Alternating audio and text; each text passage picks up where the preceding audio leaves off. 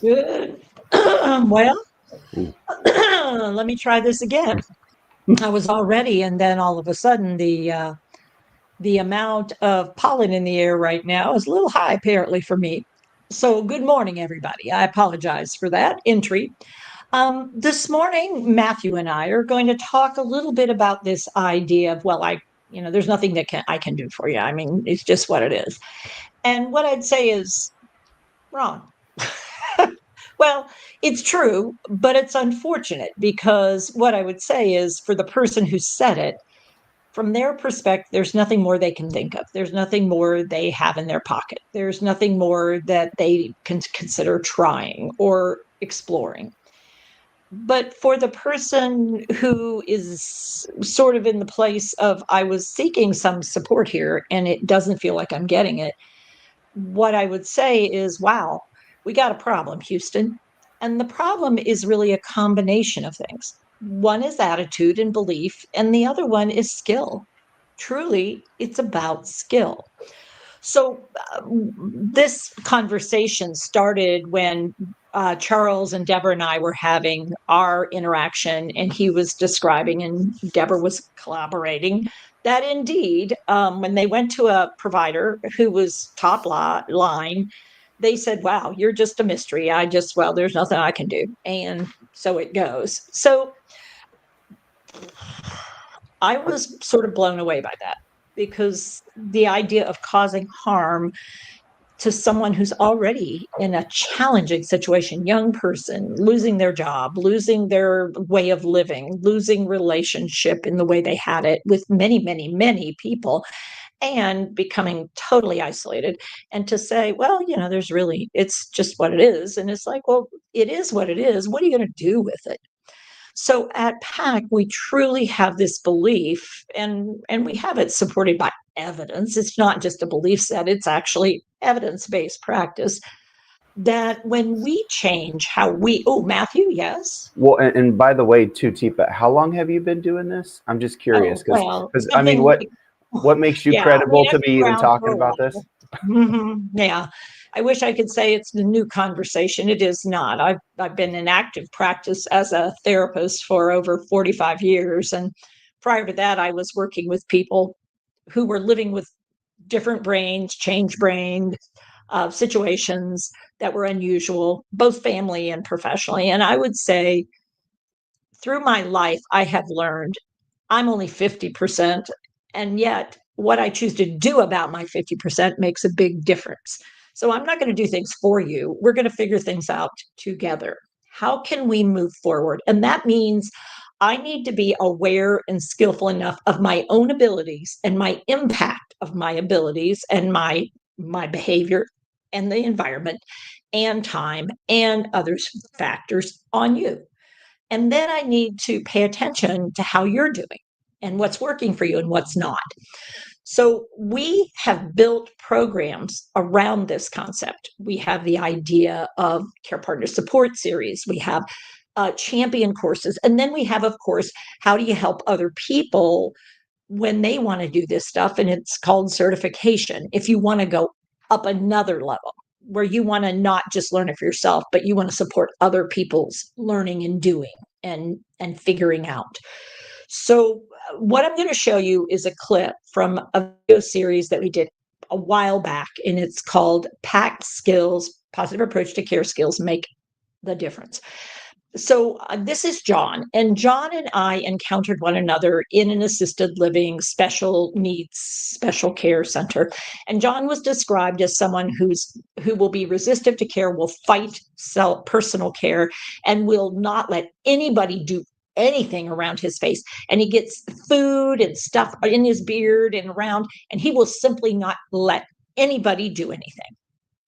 And everybody tries and just nobody. And so sometimes people have to hold him down, hold his arms down to get his face cleaned up because it gets so gross and he gets sores in the corner of his mouth. So what I'm going to show you is the interaction that John and I had, and it's an assess and figure it out. So I do my pipes, and I'm constantly sort of figuring out what's going on here. So this is very skilled intervention, but it may look like I'm having a hard time. I'm not. I'm just being challenged as I learn about John. So let's try it out here, Matthew. Let's see what happens. Notice how I use myself and my skills to help John get the dried food off the corner of his mouth. It's not a pleasant thing, but together we managed to get it done, and I acknowledge how he feels about it. See what you think. Hey, John, I want you to clean right here. Right there. Okay, so I'm going to pause, Matthew. Can you pause right there? Now, where am I, Matthew, related to John? Where am I positioning myself? So right now, from what we see, it looks like you're on his right side. You're down low, so it looks like he's seated, like we could tell he's seated. You are down at his level, and in what we would call supportive stance. Correct. And you will notice that I have a hand on his shoulder. We are already connected. I am creating tension downward proprioceptive input on his shoulder. And the purpose of that, I have already heard through multiple people. He doesn't like anybody touching his face. So what I'm going to do is give him a counterpoint, something else to pay attention to. And that downward pressure tends for most people to stabilize. And that hand is not going to be moving while this other hand is doing something. Teepa, and I'm curious, you've mentioned this before too. You've talked before about when supporting somebody in very sensitive areas, instead of going straight for the area that's very sensitive and trying to see if they're okay with it, starting off further away from the area first and working your way there. So is that also something that's happening here as well with being able to add that? And so what I do is I gesture to my own mouth before I get started. I say, John, you have something right here. And then I take my hand over toward John's mouth and show it. And then he doesn't pull back from that. Notice my hand is in hand. He doesn't pull back from that. And that tells me I can touch that space because I want him to feel what I'm talking about before I start trying to do anything about it. It's just a touch point to let him know where the action is going to be. And then I get this cloth that I've already moistened. I've already got it wet. And it's on my hand, and he's holding on to my hand with his hand. So let's see what happens when we do that. And clean it off. That's it. Now let's do this side. Oh, there's that reaction. There you go. Let's see this cloth. Let me warm it up a little bit. So pause, Matthew. What has happened is John has a grasp reflex. What do you think? How does John stop people from doing what he doesn't like? If he gets a hold of the thing that you're using or doing something with and doesn't let it go, then you can't do anything with that. So what do you notice I'm doing? Did I fight with him over that thing? No. As soon as you saw that he was going to hold on to it and he was keeping it, you shifted. So you did a switch. You talking about pipes. Yep. You evaluated and you did a switch. And so now you're trying to find a cloth. And here's the other part that I'm noticing too, Teepa. You're going to make sure you warm this cloth up because it could be that the cloth that you had, boy, if that thing's cold. Now, I don't know how many of you, when something cold hits you, what is your reaction to that? And so noticing too in the moment, part of that switch is, okay, let me see if I change the temperature of this, if this will feel a little bit better. Because I had actually prepared that cloth before I started all the cueing of John. So it actually had cooled off a little bit. It wasn't cold, but I wouldn't say it was warm. So here I am. Now you'll notice that my range of motion is pretty good here because I'm sort of sideways down and doing sort of like what we would call in yoga, like a, what is it? Warrior two. Warrior two. Yeah. Warrior pose. Yeah. It's all that yoga right there. Yeah. There you go. So there we go. Let's see what happens next. Okay. So those are the wipes that they have in the room. He's still holding on with the other hand. Now he had let go of that cloth, interestingly enough, when I wasn't interested in it. Well, he lost interest. So now I'm going to try stabilizing. Now pause for just a second, Matthew. what I'm doing there is stabilizing John's head so that when I don't want to hold the back of his head, I put my hand over around the back so he can have support at the nape of his neck, so that if he does move his head, he's not thrashing in the middle of nowhere. I'm giving him sort of some boundary idea, and I'm just putting tension there. And so we did the touching, and his other hand came up, and he's sort of feeling it, but he's not fighting me, but he's also sort of like, whoa, whoa, what is that kind of thing? So let's see where it goes next. That's it. And hold on to me and let's wipe it. There you go. Okay, there, pause.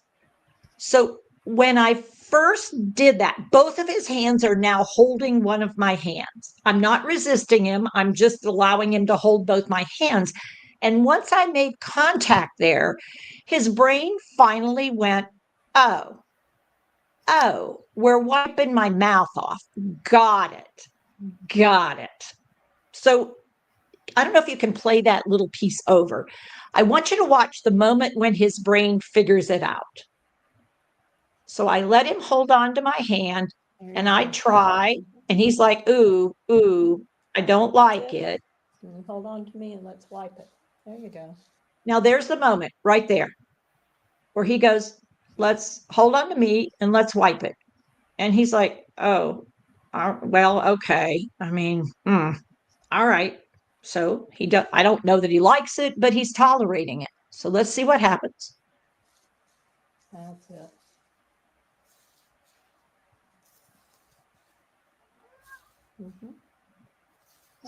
Here. Now you can do it. Let's wipe it up here. Wipe.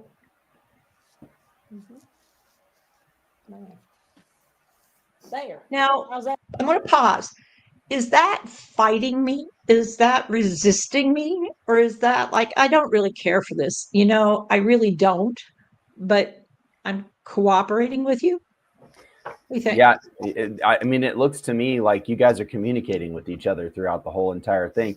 And John, the best he can with where he is in his journey, is letting you know, we need to slow down a little bit here. Give me a second to figure this out. Or I need to find a way that this is going to be comfortable because I'm not sure how to process what's happening here. Until then, it dings. Yeah. And then it moves forward. So it looks like there's just a lot of communication happening in different ways in this moment. And you guys end up coming up with something that's mutually beneficial and builds that relationship. Yeah. So I can get in here so that we don't have sores developing John's mouth. He can have a clean mustache and beard, more or less. I mean, believe me, I could dig in further, but that's not what we're after here. It's not sparkly clean, it's collaboration. So now let's play it on out because we now actually do have a conversation. Yeah. Better?